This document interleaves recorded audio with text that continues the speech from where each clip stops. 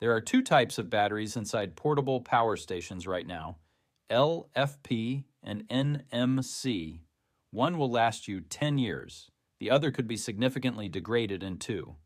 And most buyers never check which one they are actually buying. Here's everything you need to know. LFP stands for lithium iron phosphate. It is also written as LiFePO4. NMC stands for nickel manganese cobalt. Both are lithium-based chemistries, but they behave very differently over time and in real-world conditions. Let's start with the most important difference: cycle life. A cycle is one full charge and discharge of the battery. Every battery degrades with each cycle. The question is how fast. An NMC battery in a portable power station typically gives you 500 to 1,000 cycles before dropping below 80% of its original capacity. At 1 cycle per day, that is 1.5 to 3 years before your station holds significantly less charge than when you bought it. An LFP battery gives you 2,500 to 4,000 cycles depending on the specific unit. At 1 cycle per day, that is 7 to 11 years before meaningful degradation. The difference is not marginal. It is the difference between a product that lasts a couple of years and one that lasts a decade. The EcoFlow Delta 2 gives you 3,000 LFP cycles. The Anker SOLIX C 1000 Gen 2 gives you 4,000. The BLUETTI AC200 Max gives you 3,500. An older Jackery unit with NMC chemistry might give you 500. That cycle life gap directly translates to real money. A $500 power station that degrades significantly in 2 years costs you $250 per year of useful life. A $700 unit with LFP that lasts 10 years costs you $70 per year. The more expensive LFP unit is dramatically cheaper in the long run. Safety.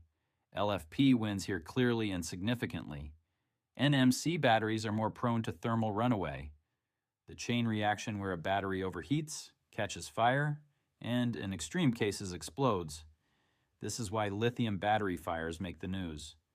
NMC chemistry is more chemically reactive and less stable at high temperatures or when punctured or overcharged. LFP batteries are significantly more thermally stable. The iron phosphate bond is stronger and requires much higher temperatures to break down.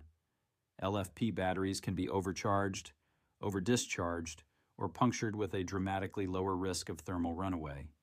For a unit you're keeping in your home during a power outage or in a vehicle during a camping trip, that safety margin is genuinely important. Temperature performance.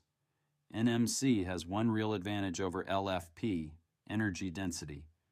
NMC batteries pack more watt-hours into a smaller and lighter package. This is why older power stations were lighter for the same capacity.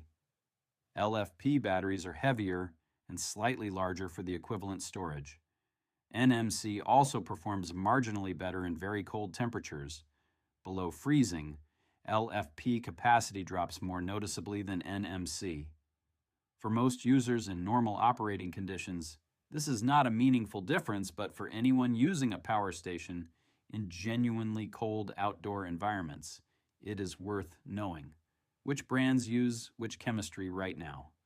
BLUETTI has used LFP across their entire lineup from the beginning. Every current BLUETTI unit is LFP. EcoFlow uses LFP in all their current models. The River 2, Delta 2, Delta 3, and Delta Pro series are all LFP. Anker SOLIX uses LFP across their entire current range. Jackery has made the switch to LFP on their newer V2 series, the Explorer 300 Plus, 500 Plus, 1000 V2, and 2000 Plus are all LFP. But older Jackery models and some discounted clearance units still use NMC. Always verify the specific model before buying any Jackery unit, especially if it is discounted or on clearance. The simple rule: if a power station listing does not explicitly state LFP or LiFePO4 in the specs, verify the chemistry before buying. Any unit priced significantly below market rate for its capacity is likely using NMC. The discount is not a deal. It reflects a shorter usable lifespan. Buy LFP always. All recommended LFP units are linked directly below this video.